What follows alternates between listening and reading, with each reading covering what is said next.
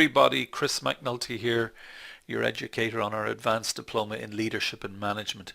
How are you all doing this evening? I hope you're all able to hear me. And just for the sake of completion, if you wouldn't mind just typing in yes into your chat box if you can hear me, that would be great, thanks. So I'm delighted to, welcome you to our lesson tonight, our practical, in which I want all of you to start engaging on. So lots of yeses coming in. Thanks, Lindsay. Thanks, Samantha. Thanks, Subele. If anyone's missed out on our last lesson, you can review it again. I've put up the recordings, and I've also, as of just about 20 minutes ago, I've put up the summary notes and the webinar slides for tonight's lesson. So on tonight's lesson, we're going to try and focus on the hows, move away from a lot of the theory, although there is a little bit of theory I'm going to put in again. It's on this action learning because I think it's quite useful, from Reg Revens. So we're going to look at the practicalities of how you coach, how do you develop others. And we're going to look at areas where I think there'll be some real takeaways, and it'll be an area for a little bit more self-reflection again. Hey John, how you doing? Hi Rowan, how are you doing? Hey Rowan. Hey Subashini, how are you? Denise, good to hear you're all in, guys. So what we're going to be focusing on is these areas here. We're going to be looking at stages of team development. I hope some of you have experience with this, because it'll make it a lot easier for yourselves to absorb. But do any of you know the 4 stages of team development? Who's first off the mark typing in the 4 stages of team development? So while you're looking to give me the answer to that, I'll also go on to tell you what we're covering off. We'll be looking at coaching for performance, both for high performance and both for non-performance. So how you deal with those issues. Okay?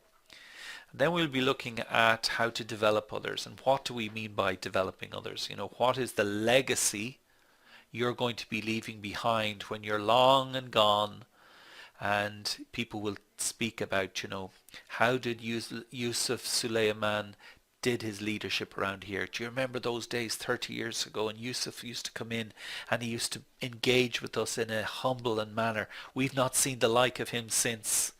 Or when Caroline goes in and says, guys, what can I do to assist you? We've never heard that question in 20 years. So that's what you're leaving behind, guys, when you develop others. You're leaving a legacy into which your successors and the people you've identified as talent, and you're developing that talent, that they too will also learn to lead. And who will they copy? They tend to copy those great leaders who they've been mentored by. So some of you actually haven't thought of these 4 stages of team development. So the norming, forming, storming, and performing. Anyway, we'll go through them, and it's a nice simple method for you to carry out building effective teams. And then finally we look at how to use action learning to gain new insights into your team. And that's important because I want to leave you with some means to practically apply some of this in your day-to-day work. So are we all good on those topics? As usual, we're going to start off with another inspirational quote. And Henry Ford, a lot of people just think of Henry Ford as being somebody who set up the industrial, the line in the factory and started mass assembly. But there was an awful lot more to him than that, and in your notes I've given just 3 paragraphs on him, and I'll call out something I've researched on him about 3 leadership qualities of Henry Ford. But Henry talks about coming together is a beginning, keeping together is progress, and then working together is success. And one of the things that you're going to observe as a leader is that not everybody in your team works at the same pace. Not everybody of the team is as motivated as each other. And how a leader changes those motivations is by working with vision, values, mission, goals, and aligning the strategy and communicating clearly to the team as to what's expected and getting their buy-in. So one of the things that Henry Ford did, guys, there are many values visible in the history of Henry Ford. We can all see his cars around, but we don't ever think of him as being a highly successful leader. He certainly valued human capital. He set a terrific example for valuing human capital. And it was a shock to Wall Street. He increased workers' wages to $5 a day and instituted an 8-hour workday. He recognized that increasing wages and offering reasonable hours would serve to retain and motivate employees. And because Ford lowered his costs per car, the high wages didn't matter, except for making it feasible for more people to buy cars. And that was Lee Iacocca's assessment of him when he took over in General Motors about 80 to 90 years later. Henry Ford said there's one rule for the industrialist, and that is to make the best quality goods possible at the lowest cost possible, paying the highest quality wages possible. He also believed in equality. His business decisions in the realm of diversity were a catalyst for the growth of equality in the workplace. He offered employment to women, African Americans, disabled individuals long before most other businesses did. And back in 1916 he employed individuals representing 62 different nationalities. And at the time the company employed over 900 people with disabilities. So Ford went on to set standards for non-discrimination and equality long before others. And then he was also emotionally intelligent. Before the term emotionally intelligent was even coined, Ford appeared to embody this quality. He had an ability to understand that saving clients money made them feel more valued was a sure sign of emotional intelligence. He was sensitive to economic needs, took action to respond to customers in ways that showed he cared. He was in tune with the financial and the work-life balance needs of his employees. And because he hoped to show appreciation and understanding towards them, he implemented positive wage shifts and changes. And Ford said, if there is any one secret of success, it lies in the ability to get the other person's point of view and seeing things from that person's angle as well as your own. So like many leaders, Ford broke away from standards. He was the fish that ventured away from its school and tried something different. He was also keenly in touch with people's needs, which enabled him to know how to help them and in turn run a successful business. So that's just a little, précis on aspects of Henry Ford. So how do we come together? How do we keep together, and how do we work together? So we're going to look now at the stages of team development. And this is something that you as aspiring leaders, this is quite simple for you to do, and you can literally follow them in your notes the next time you're having a meeting to discuss something important. Because when a team comes together to try and resolve an issue, you've got to be aware of the team dynamics around them. And there's 4 things that happen in the stages. And that is the form stage, the storm stage, the norm stage, and the perform stage. So I'm going to go in through a little bit of detail these for you. So in forming, it's the first stage, and members have to have the time to get to know each other and sort out their respective roles as team members. Who's going to be the leader? Who's going to be the secretary for the team? Who's going to note all of the decisions? Who are going to be the people that facilitates discussions? All of these things are actively involved in getting an effective team to work.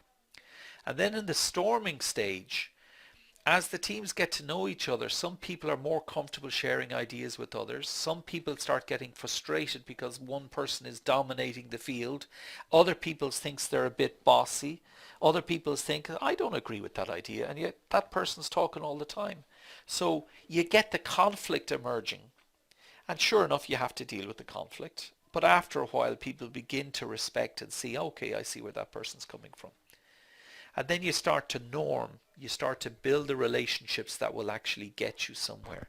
And when team members learn to work together and begin to accomplish goals and solve problems effectively, loyalty starts to develop amongst the members. And teams in this stage progress towards improvement. And then once you move beyond the norm, you're now starting to perform. And a team in performing stage is able to accomplish whatever tasks or challenges may arise and has a high level of trust and commitment amongst its members. I don't know if any of you are following the news recently about the Grenfell Towers in London and the London County Council borough of which Grenfell is in, Chelsea, one of the richest parts of London. And the council has been meeting over the last 2-3 days, and it was broadcasted their meetings. And the first thing the executive did who took over from the previous executive who resigned after it was found that there was shoddy workmanship and the panels weren't tested, that caused the flagration and the fire to go up. And the first thing that people came out with, they were extremely angry, even though the chief executive apologized and apologized and apologized. And one thing the reporter said, it's very clear that there is an absence of trust. And that was the first meeting of the new executive. And that chief executive is going to have to build from scratch a relationship with all of those people around them. And it's very difficult to do once you break trust. And as team leaders, the first thing you have to do when you form a team is to start the process of getting to know people. So how do we start? So we start with the form stage, and it's really about getting to know each team member and how you propose to work. So there's 4 things you need to be thinking about. You need to be thinking about the team identity. So you establish the team's identity and you get to know each other. Now, how you help to identify your team's identity is you bring in your company's purpose, your vision, and your values, and you say to the team, how does these sit with each of you? And if we're going to resolve an issue, we want to also work with these things in mind. Then you start to communicate. You enable what's arguably the most important team norm, communicating and establish how communication will take place. So I mentioned that famous book, Lord of the Flies, when the boys are down on the beach and one gathers the conch, and they make the rule that when they're sitting in the circle, whoever has the conch has the right to speak. And that's really what you're doing here at the form stage. You're getting agreed rules whereby everybody will have a chance to speak and nobody will shoot another person down. They'll respect the rules for engagement. You then decide in your team meetings, you decide how often, where they'll be located, and when the team will meet, and what's expected of the people. And then you'll work on collaboration. You determine means to collaborate via various online tools. So you might set up a Google set of shared resources, Google Docs or whatever. You might set up on SharePoint a collaborative page where all of you can upload and read the same documents and share the documents that you're going to be working towards.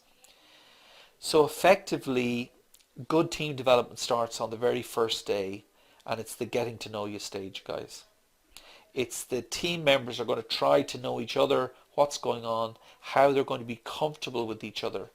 And it really isn't that easy because people have different understandings. Some people will be anxious, some people will be confident, and they want to make each of their efforts in understanding the expectations of their peers. Some will be polite and exploring, others will be a little bit more, I'm holding back here, I'm not going to show my hand. And because everything's new, there's a fair amount of confusion and anxiety as members are trying to understand their own roles, the roles of the other team members, and their purpose in the group. So it's entirely natural to be expected. So people are going to be unsure, your team members are going to be suspicious, they're going to be nervous, and productivity might be low as people try to put their best foot forward, okay? So it will take some time for the new team to come together as a cohesive unit. And it's, forming starts with lots of exploration as group members get to know each other. And you need to think of it as a stage of exploration period in which individual roles and responsibilities are being sorted out, okay? And first impressions play a key role, guys, as people try to figure out what's the similarities, what's the difference, who I might be aligning with who, And then orientation is the most important task. And during the forming stage, team members have a high dependence on their leader for guidance, and the leader's task is to direct so that the group can get coordinated in their efforts. So you need to take a good look at how the group is organized, because the group has yet to model into a strong, effective unit. So it's, relatively easy to reorganize the group. Are you seeing this, guys? The forming stage is usually short and sometimes may only last for a single meeting when the team members get introduced. Okay? Now comes the fun part, the storming stage. And storming is really about managing team conflicts as they arise. And it's the second stage of team development. And it starts with people competing for status and leadership and control of the group. And when group members get to know each other better, the storming stage begins because it's characterized by a bid for power. Every team will move through this phase. Some people will stay longer than others, and during some storming sessions, conflicts arise as team members try to figure out their roles and their delegated tasks. It can be difficult, but it can also be highly productive. So what are some of the characteristics? So individuals understand others' behaviour and assert their role in the group. Team members may compete for a certain role or position. The leader's authority may be challenged as others compete for position. Members try to resolve the issues related to the task and working relations. Roles and responsibilities get clarified, and teams still lack established processes. So you as a leader just need to keep on point. You need to continually revisit the vision, the mission and the goals. You work on determining what kinds of professional development goals are needed to grow and help the team. So before you go to start tackling, you start looking to see what's this team going to be needing? How can I facilitate them? And you're listening all the time. Who are the ones who are challenging others? You might have to have a quiet word and say, listen, allow other people to speak. You focus on the relationships within the team. And then you step in and you start to say, listen guys, for this to work, we're going to have to be respectful of each other's opinions. So you allow the team to drum up and set up a set of rules, okay? This team has to start working on its established practices, okay? Now some team members may feel overwhelmed because there's so much to do. And then others feel uncomfortable with the approach being used because they've not been introduced to it before. And some may even start questioning the appropriateness of the goals of the team. And what you've got to do is stay on point, you know. So how do you initially, and I'll cover this later, but how do you initially manage conflict? So there will be sharp fluctuations in attitude about the team and the project's chances of success. And there'll be arguing among team members even when they agree on the real issues, but they're just flexing their arms. They're like little puppies in a cage. They're each of them pushing each other. So how do you go about managing this storm? Well, as team members struggle over roles and responsibilities, recognize that conflict will arise. But it can be a highly creative stage as ideas are generated and challenged and important issues are discussed. As leaders, guys, you're going to have to identify what some of the problems are that will need to be solved. And that's where you step in and you say, well, that's not really what's of concern today. And if they're to move to the next stage, team members must learn to voice disagreement openly and constructively, while staying focused on common objectives and areas of agreement. That's why it's important to appoint a spokesperson and have a team secretary so that everything is noted and they're accurately recorded. And if you're going to move to the next stage, team members must learn to voice disagreement, guys. You can't shut it off. You have to say what people's on their mind. Okay? What really the storm stage, you have to help people develop. You have to get the team to develop itself. And you focus on team building activities to ensure that other people can get to each other and not get stuck in a single mindset as competing for power here. So what you can do is you establish the process and the structures. You ensure that everybody stays on track with the team's goal. You help the team to find a shared vision based off your own company's vision. You work to smooth conflict and build good relationships. You allow and encourage productive conflict. You allow each member to share their ideas and ask for input. And you're open to every team member's input. You help the team to understand and appreciate the other team's knowledge and skills. And you generally provide support through it. Okay? And you remain positive and firm. And you tell people, listen, this is normal. People will challenge. But we're not trying to get to a common solution quickly. We're trying to resolve an issue that requires creativity, innovation. And that will be passionate. It'll be emotional at times, okay? So people will challenge your authority, guys. They will resist your opinion. They'll have negative mind thoughts and a negative mindset, as some of them will say, we've done this before and it's been a failure. You're going to have to deal with arguments. You're going to have to deal with the company culture that's prevailing at the time and whether or not that's going to need to be changed. You're going to have to deal with people who are questioning the team's goal and its resistance to taking on the task. But you stay true, stay true to your purpose, stay true to helping the team, and within the team you're going to share collaborative techniques, and from the team you'll be able to get to solutions. So the phase could take up to 3 or 4 meetings before transitioning into the norming stage. Any questions on that, guys?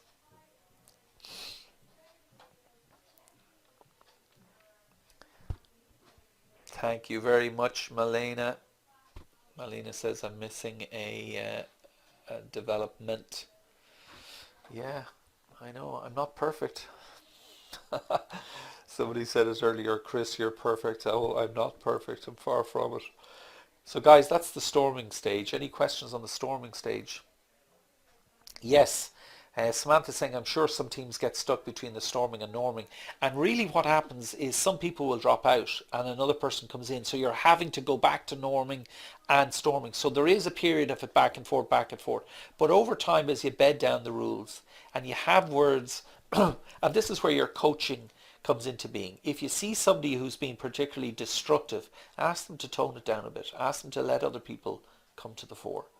You'll bring them back in the process, but you want to get everybody's shared vision. So you have you have an opportunity to grow here as well, you know. Would it be good to let everybody do some who I am? Absolutely, Brian. One of the things, and again, it'll be for discussion at the end. We can talk about some of the icebreakers that people use. A particularly good icebreaker you can do is you can sit everybody down. So let's say you have a project team of about 10. So you break them into pairs, into 5 groups of 2, and you give them about 5 to 7 minutes, and you tell each person that they're to speak to the person next to them and give them 5 insights as to your private life. What motivates you? What do you like? What are your favorite foods? What's your favorite drink? How many kids do you have? What's your favorite sport? And who inspires you? So you just give 5 insights to your person, but you have the other person communicate them back to the team. And then you listen, and then you do the same for that person. And automatically you'll have formed a bond. And as people start to hear other people's stories, not through their own mouths, but you begin to see how people have mellowed and they're no longer as frightening as they once were. So that would be a little bit of advice there, you know.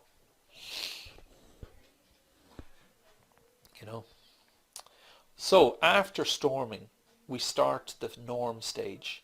So this is where you go about improved problem solving.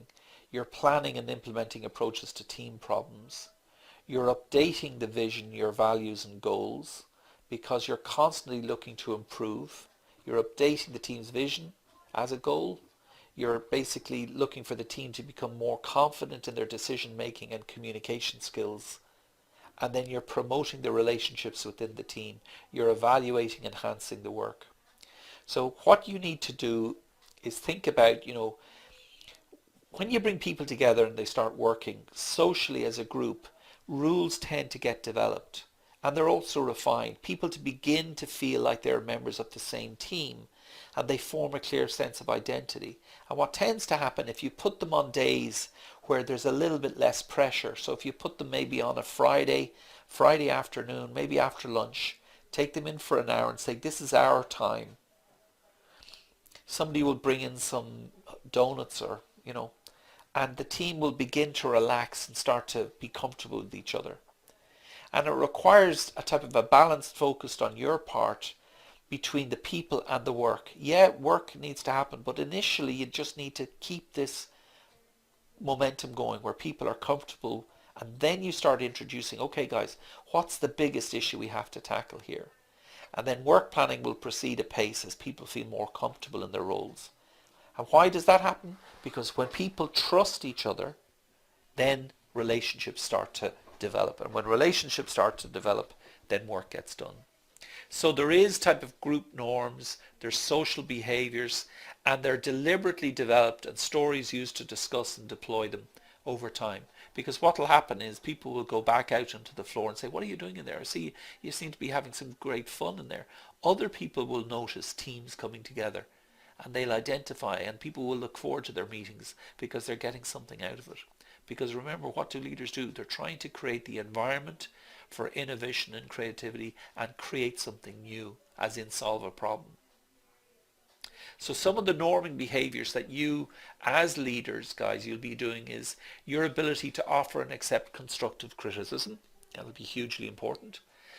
The ability to consider open communication and discussions independently. You will have attempts to avoid conflict whenever possible, but there will be times where somebody will say something and you'll say, okay, John, I hear you. Let somebody else in there now. There'll be better working relationships. You'll be looking for support and trusting each other. There'll be an improved team ethos, cohesion and spirit. It's one of the things that you will notice if you're really aware how the team starts to identify itself. And then you need to keep establishing and maintaining the team rules and expectations. And if the norming stage can be reached, it's an exciting time for all involved. It's a time when decisions can be made and implemented, new ideas developed, and they're turned into reality. Risks can be taken, and failure can be seen as just another step on the pathway to succeeding, because everybody's putting a little bit of themselves out there. And the responsibilities in the working relationships are now established. They're allowing the individuals to focus on demonstrating the talent that got them into the team in the first place. And then team leaders can step back and allow individual members to work autonomously and take greater responsibility. And then you, as observing all of this, can comment on and step in. You don't have to be always present. You can then come back and say, how are things going? And then you reward behavior, guys. If they're all now forming, reward it. They've got to this stage. 9 times out of 10, if a team can reach the norming stage, they're probably close to succeeding and reaching their goal. So what do we reward? We don't reward success, we reward effort. And the norming stage is a clear milestone that they've achieved something. So at the next team meeting, go in and say, listen guys, I just want to tell you that you're doing great, and I've brought in some pizza, I've brought in some coffees for you, whatever. Use it as an opportunity to succeed. We all clear on that, guys? Okay. Then finally we've got the performing stage. And at this stage, team members usually have come to trust and accept each other. People are now realizing that other people are competent, they're not incompetent. They're autonomous and they're able to handle the decision-making process without the need of the leader's supervision.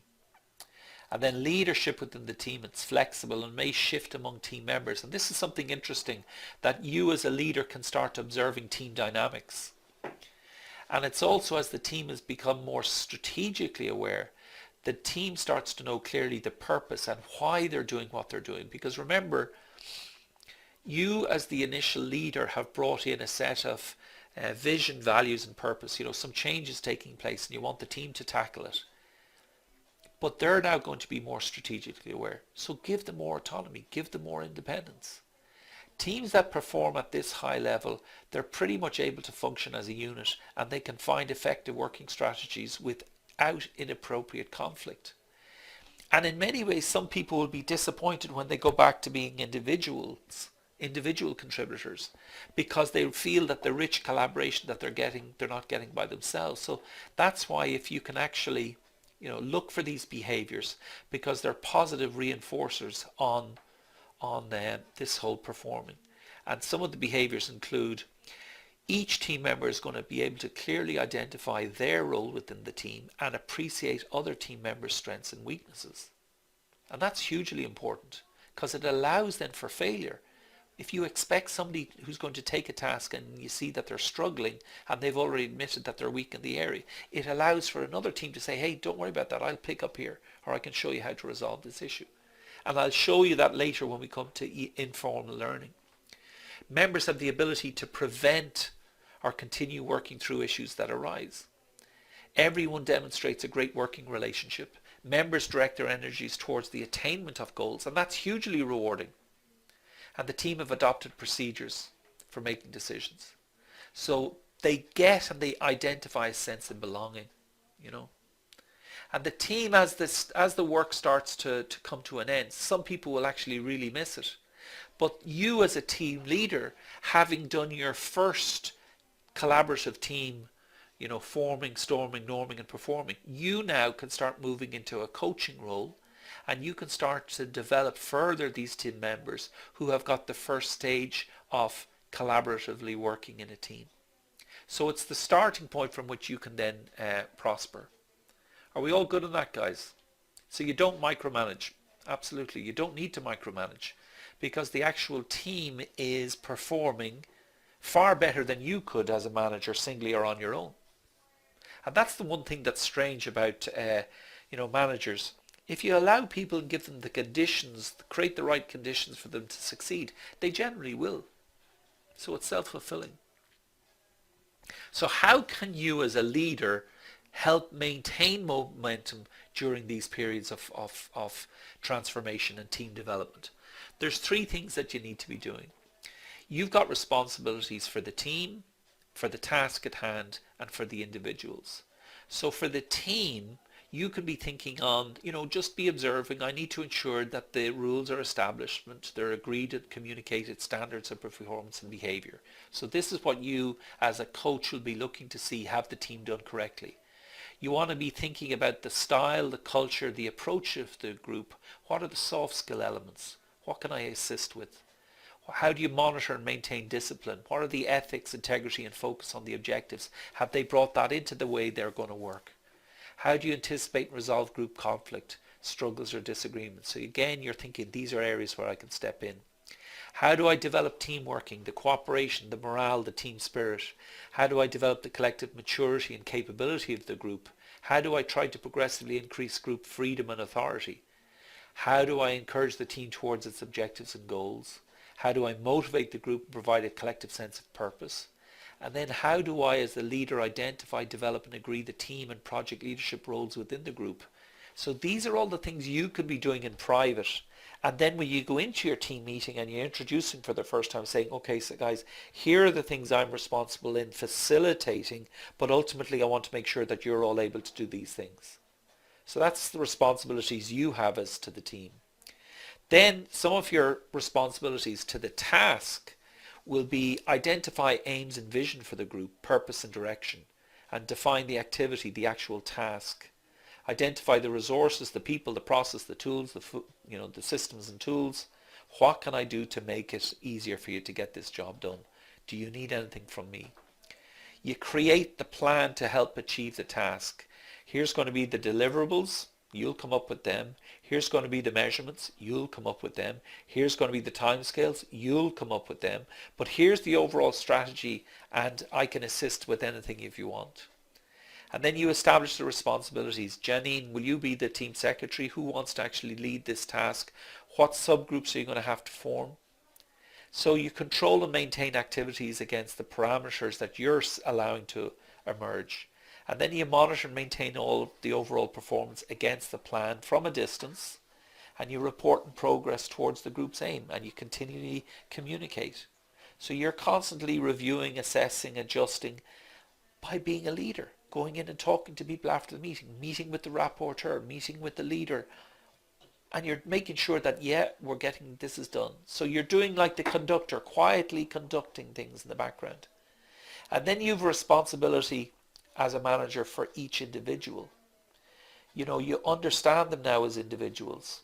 You're finally seeing their personality, their skills, their strengths, their needs, their aims, their fears.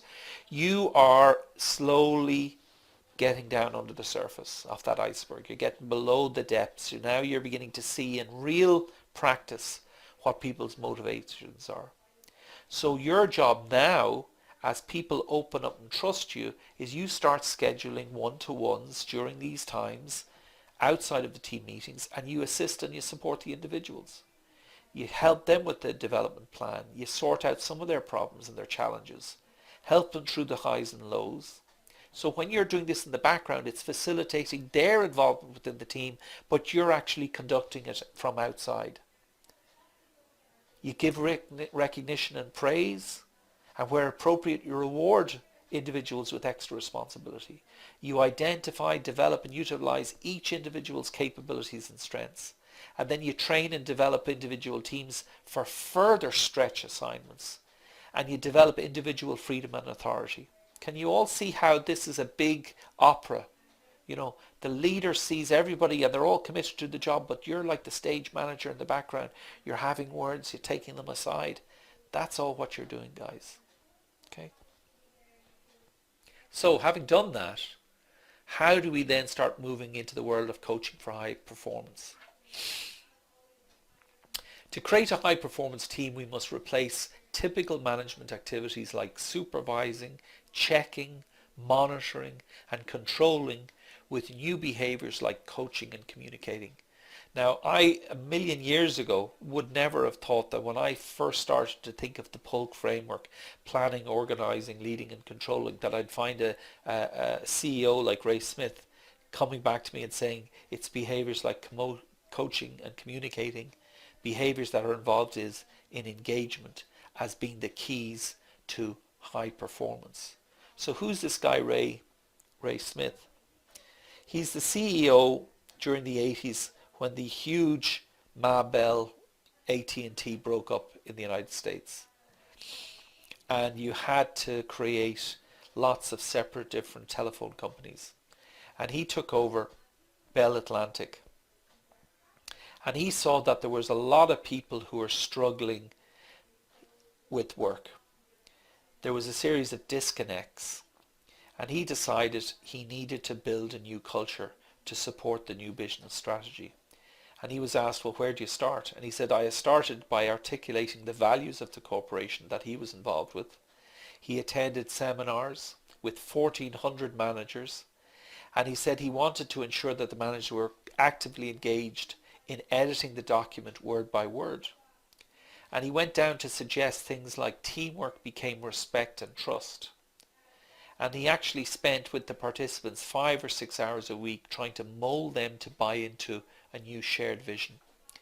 And then he said we ultimately agreed on 5 values: integrity, respect and trust, excellence, individual fulfillment and profitable growth. And he gave 1 paragraph to be written to describe each of these. And then when they were completed and the statement of values was published, he said, now it's not enough. We've written it, so what? We now need to ensure that these become conventions. So he decided to call a 10-year strategy and a 10-year transition to the way of working together. So he says every corporation, it's like a time to change, or we need a new way. What he did was he wanted to show people that you meant it. So one of the first steps he took was to engage the senior officers in a serious examination of their obligations to the corporation. And he asked them to prepare a list of 12 specific guidelines. And over time, these guidelines, they had arguments and debates about the obligations, but in the end they stood, and it took a full year to get the required understanding and commitment. Now, why I'm saying this to you just at the start of this, he basically said, at the end of the day, simply stated, the Bell Atlantic Way is an organized, participative method of working together that allows us to get the most out of our own efforts and maximize our contribution to team goals.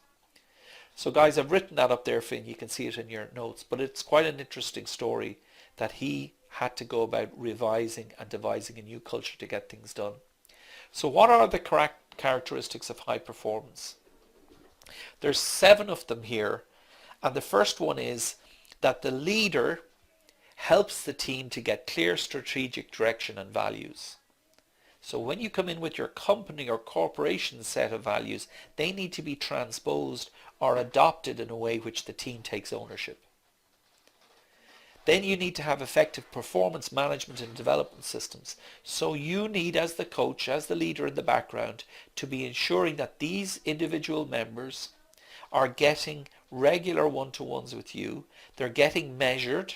You're getting feedback from their peers so that you can help them grow and develop by giving them constructive feedback. It requires great communication. You're communicating all the time, guys. And then effective structure, systems and processes. Do you remember I said you go in and you say, what can I do to help you succeed? One of you last week, I think, said that you looked for something like $80 worth of software for a team and your boss turned it down. And I just said to myself, my God, if the team is saying you just need some new software to make things work and they're not giving it to you, it's really appalling. And then excellent development opportunities. So point the way and saying, if you get guys, if you're successful in this over 3 months of this project, if you come up with something successful, I'm sure there's going to be other opportunities for you to work on other projects that other managers will need done. And they will look to these people to say, wow, they really succeeded. So it's a self-fulfilling prophecy, and it will help develop other people. You provide fair reward and recognition for everybody. I don't know how many times, I hope you're getting this. You as leaders have to be looking for these opportunities for recognition. And really at the end of it is, all of the work is effectively done in a collaborative manner in which ideas are shared, but the work is done collaboratively. And as a result of this action and learning and action, you're creating a learning orientation. And that's very important. So they're the characteristics of high performance. How then do you start to build high performance? And how do you get away from here and go into your offices tomorrow? So there's 6 things you need to do. And these 6 factors, let's call them that, they describe the behaviors of leaders who have had high performance teams. So the first thing is that these leaders tend to inspire more than drive. They feel inspired that they are on a mission and what they are doing is of great importance. That's what the team members feel. So it's not, come in here and I'm going to tell you what to do. It's, come in here and we're going to discuss, we've got a situation and I need you as a team to think how we're going to resolve it. It has to be in line with our company's mission, values and purpose, but I haven't got the solution. And if we do it and do it well, then we may be a role model for other teams. So they'll be looking for us. And if you do it well, there's an opportunity for you to grow.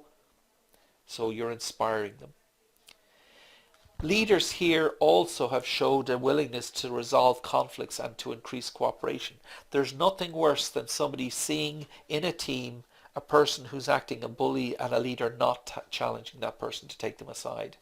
Remember, the way you build respect as a leader is that you show that you hold yourself accountable and you will hold other people accountable. So you immediately step in when you see conflict. And I'll come back to that later. You set stretch goals. Whenever they accomplish something that's extraordinary, they recognize that they personally are capable and competent. And when people feel personally capable and competent, they tend to do the same thing and want more of the same. They communicate the vision and direction. I don't know how many times I've said this to you, but that's what good leaders do. They are able to share their vision, lead with purpose, and so it allows others to pick on that. And high performance team leaders stay on message.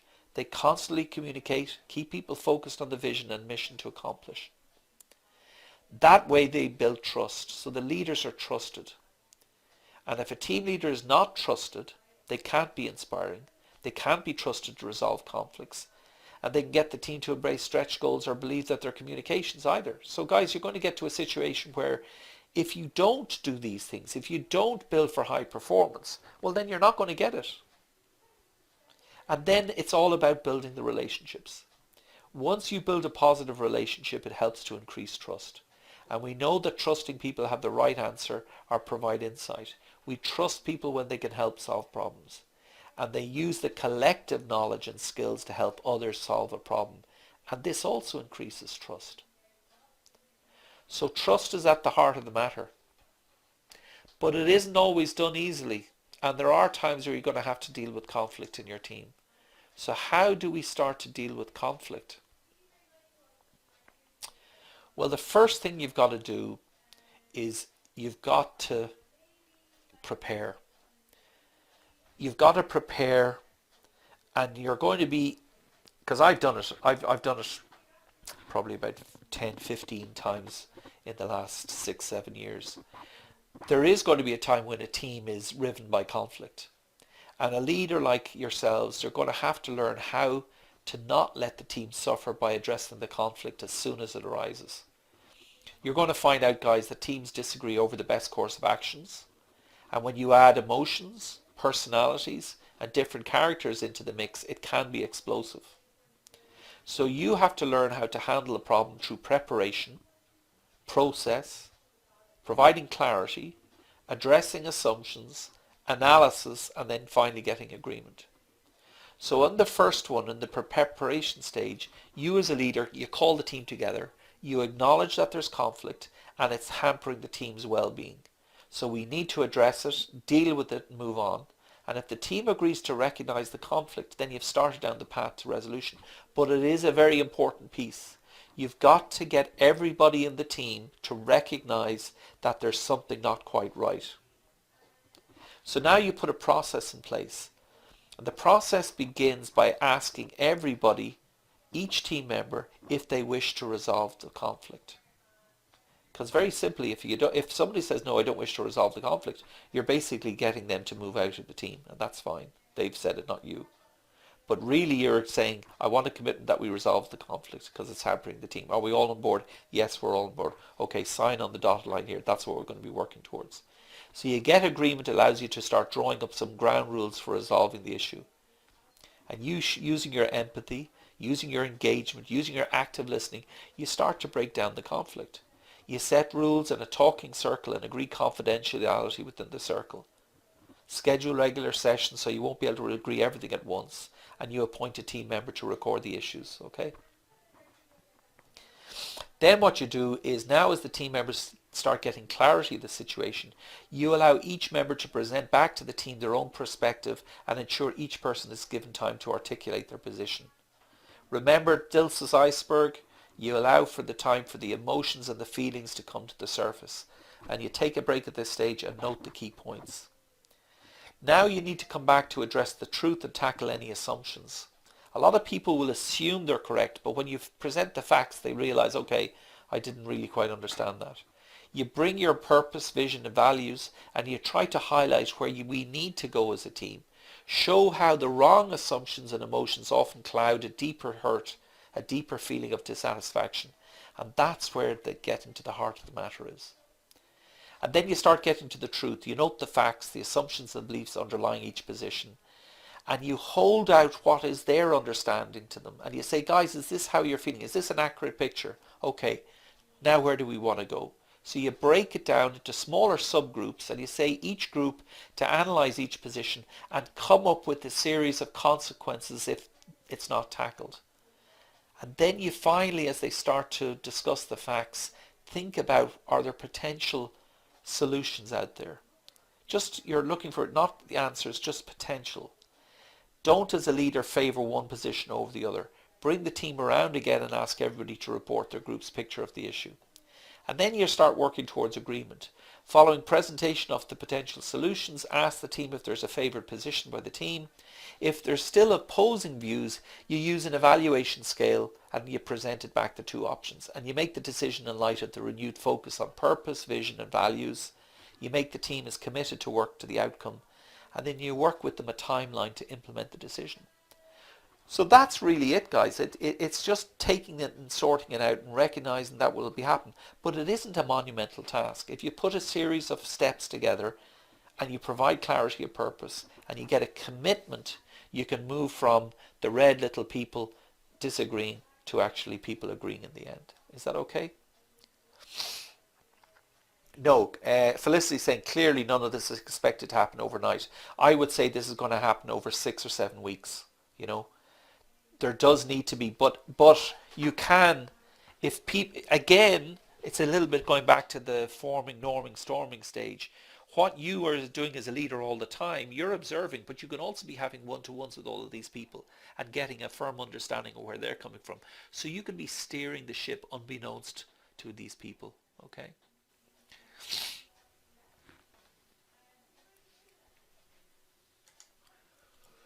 So, fourth is simple things for non-performance, guys. So you can coach also for non-performance. So this is where you have a team member who's struggling. So you take them aside and you start clearly explaining to them why something needs to change. And as Simon Sinek says, if you can start answering the why, it's a key motivator. It gives meaning to our work. Why do I see you behaving this way? So you be proactive answering the fundamental 4 questions. And these are, where are we going? What are we going to do to get there? What can I do to contribute? And what's in it for me? There really are the 4 areas and steps for trying to get an employee to be thinking about the strategy, the plans, the roles and their rewards. And really, if somebody's dissatisfied, they're not getting the answers to these questions. You know, somebody in the back of their mind is saying, I don't know where I'm going. I don't know how to get there. I don't know how to be successful. I don't know how to contribute to be successful. And I don't really understand what's in it for me. So The first step as a leader is you put yourself in their shoes and you ask yourselves, how can I help this person know where we need to be going? How can I help this person know that he will get there, she will be successful? How do I help this person that what makes a positive contribution as opposed to being a negative contribution? And if you clearly explain to the team member how his or her performance affects the team, and then it ultimately affects potential their own job security, their promotional opportunities, further recognition, credibility, chances for new projects, you begin to start seeing, the penny's dropping, and you work on that. Then you step two, you simply ask the employee, do you understand what I'm talking to you about? You don't proceed until you and the employee are clearly, absolutely 100% clear. You listen 80% of the time and you talk 20% of the time. And if you're dealing with a position of a performance, don't react emotionally. Separate out the behavior from the individual. Wait for an appropriate break in the employee's work and seek to understand why the employee did not perform. And you reserve judgment until you listen to his or her answers. Third task is for you to involve. Discuss ideas for potential solutions and approaches. Continue your discussions to identify the root cause of the performance gap. Focus on the performance, not the person. And solving problems is easy and also futile, so ensure you identify the root cause. That's how, when you've built the relationship and you're getting below the iceberg surface. And then what you do is you start to collaborate with the employee to set SMART objectives, specific, measurable, achievable, relevant, time-framed performance goals for improvement. And then you ask yourself, what can I do to prevent this in the future? How will I help this person to succeed? And winning leaders are always looking inside to see how they can improve. And if performance doesn't improve, your discussion should focus on the team member's ability to meet commitments to you rather than on the performance problem itself. You know, you said to me that in 3 months' time or in 3 weeks' time you'd have this done. Why haven't you got it done? You committed to me you would. And if the person starts to wriggle room, you say, sorry, no room for wriggle room here. You committed to get this done. So I'm going to give you another chance. When are you getting this done? But be aware it's going to be your final chance. And then you appreciate if the work is done. If you recognize positive movement, call it out, encourage it, reinforce it. Demonstrate your appreciation for who they are, not just of what they're doing. And guys, if you take these 4 simple steps and make them part of your pathway to boosting accountability and performance, you'll find that managing poor performance is quite easy in the end, because you're really just regimenting by providing clarity, explanation of where you're going, asking them if they understand, involving them by getting commitment to actually carry out their tasks, and then following up and appreciating their effort. Is that okay?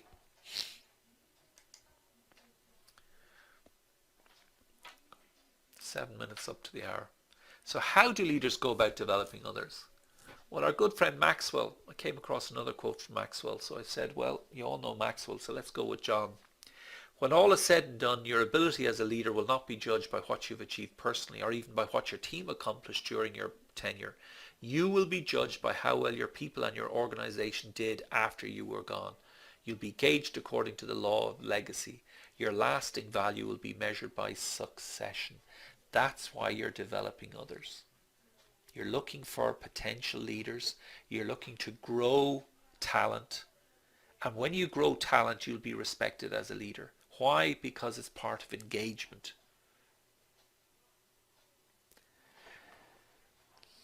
Any questions? Felicity is asking, is it good that the team are asked to identify the consequences of not resolving the conflict? Yeah, I think it is. I think it is, because you don't want some people are terrified, or they're just not comfortable with tension and conflict. Others might thrive in it because it's the type of creative people they are, and they fly off the handle. What do you mean? And when that passion is there, they get to the heart of the matter. So it is something you need to embrace, you know.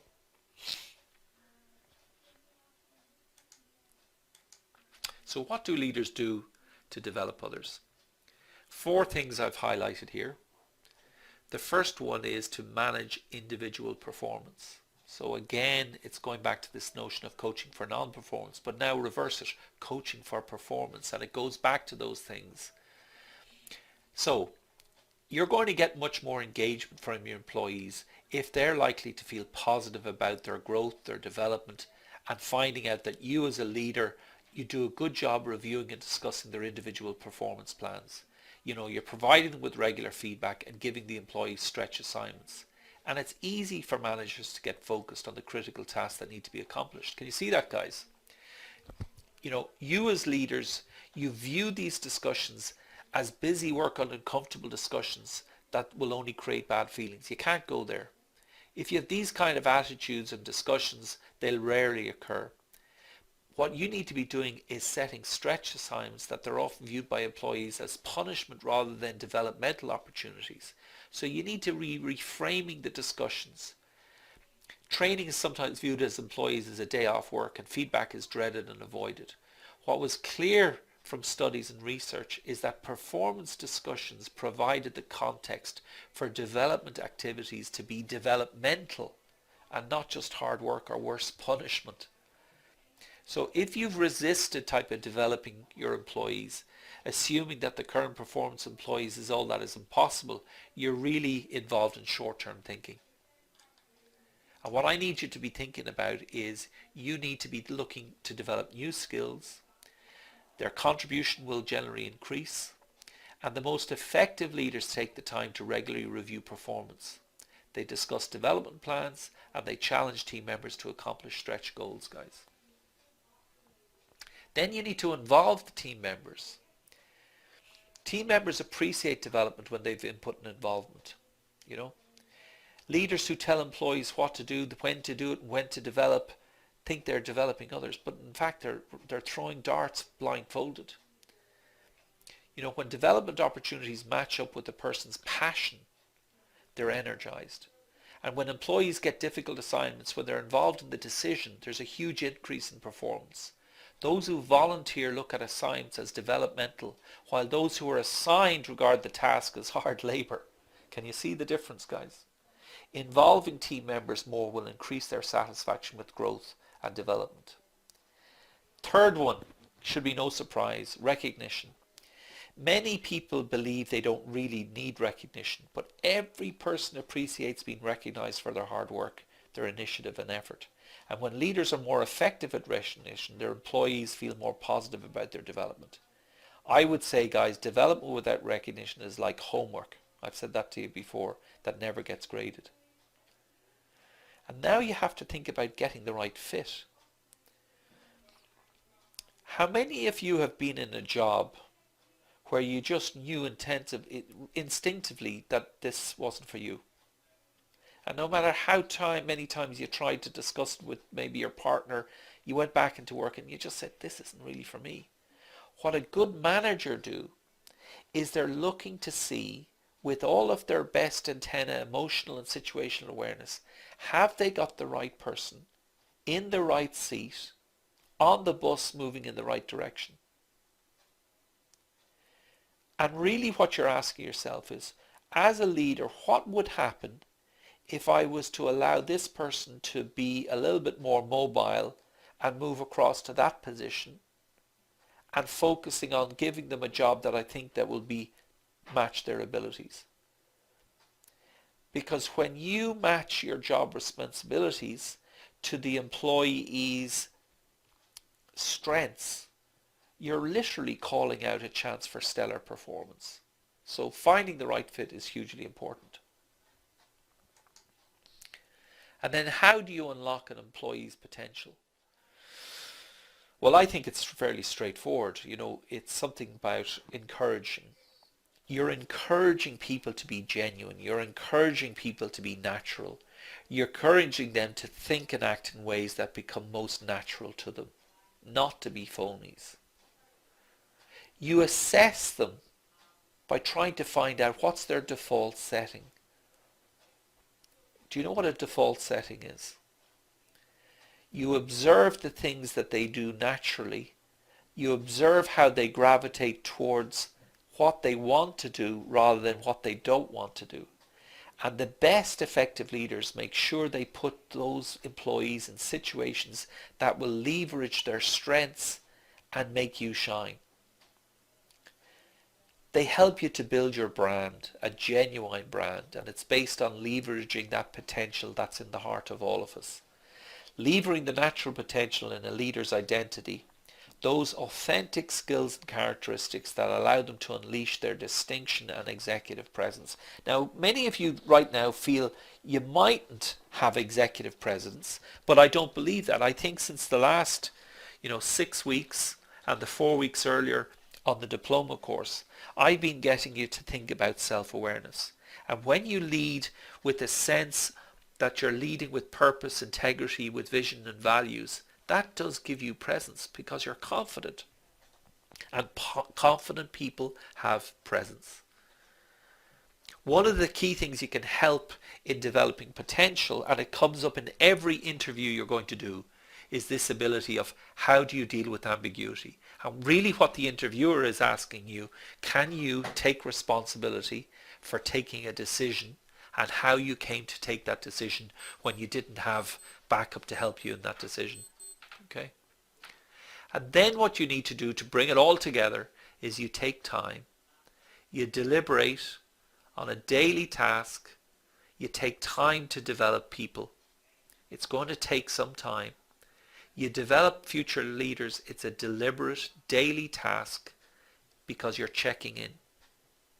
It's your responsibility, guys, to develop others. And when you've taken time to see and recognize potential, well, then you need to be following up on it. You can't just have the one conversation and leave it to another 6 months. Every day go in and say, hey Tom, how's it going? Hey Jeanette, how's it going? How are you getting on with that task? I know last week we touched on it briefly. Were you able to overcome the problem? How did you get it done? Okay. Next time you come along and say, listen, I heard you were listening about that. Here's something else that you might read up. It's a little bit of a stretch, but you might help you in your next thing. You're building a relationship, guys.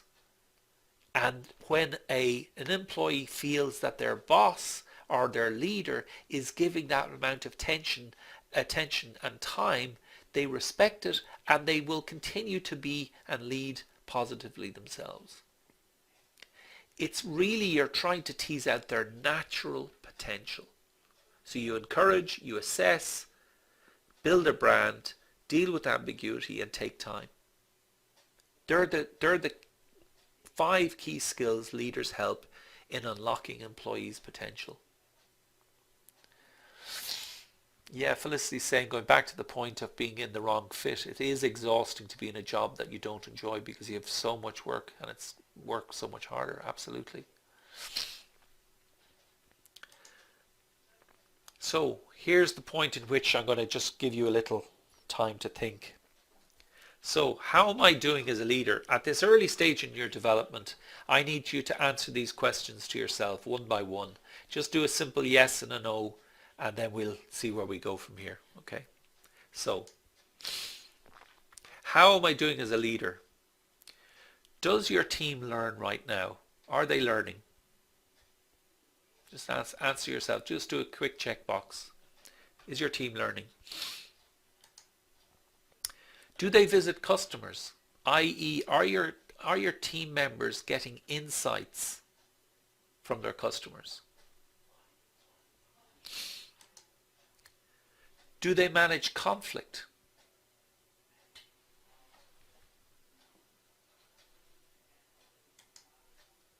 Do they initiate change?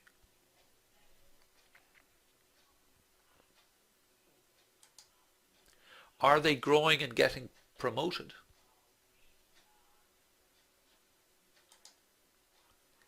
And if the answer to the above questions is no or I don't know, then I would say you're not effectively developing leaders. So we've got a journey still to go, guys. But really what you're looking to do is you're trying to understand your team from the perspective of, are they learning? Are they constantly aware of what their customers are feeling so that you can be changing your little bit of your mission and your goals depending on customers? How do they manage conflict? Are they mature to be building a teamwork where they can form, storm, norm and perform? Are they able to initiate change? Do they have the leadership mentality to understand the vision, values and purpose that will help them build a culture that will help them get to the change? And then are they growing and getting promoted? Are they being recognized? Are they recognizing others? Are they putting other people up for recognition? It's hugely important. So how do you inspire through development, questioning and listening? Where are your followers, guys? Where are your followers? Your effectiveness as a leader derives from your ability to nurture, develop and retain talent. And you have to coach and mentor staff members. And if you become a great coach, people will want to work for and with you, and your relationships will improve. And then how you go about inspiring somebody is the way you ask questions, and then you're listening to the feedback. You're guiding the people towards discovering their own best answers. And when you have time and room for interpretation, your technique needs more open-ended questions. And ultimately you're empowering others. I noticed you said this last Friday, Felicity, but how could you have done it differently if you were to take a different perspective? What might have been done differently? So you're opening up the opportunity for them to describe alternatives. And then what will make the difference to inspire, it's not for you to listen to, but rather what you're listening for. You're trying to get to a determination how these people will excel, how these people will learn, what are the skills that they need to, what can you do to develop them? And really, when you have a team that's performing at that perform stage, the team itself is starting to learn. It's starting to share, to collaborate, and it's starting to spread those good working habits across each team member. And that way, through your ability to ask questions, your ability to coach, your ability to handle performance management, your ability to handle conflict, you're starting to become a great coach. And people will want to work for and with you, and your relationships will improve. It's absolutely clear that that's going to happen. And then guys, finally, action learning to gain new insights. I mentioned him and I gave a bit of stuff on him, but I just thought I'd give 2 or 3 slides quickly before we finish up and open it up to questions. Reg Revans, Cambridge. He was an Olympic and a physicist. And he was very impressed by one of his colleagues at Cavendish Laboratories at Cambridge University. And he said that however eminent individual scientists were in their field, that he thought that they'd be willing to share their doubts with each other. And the key question that Reg Revans remembers is that Rutherford asked the question, what does your ignorance look like to you?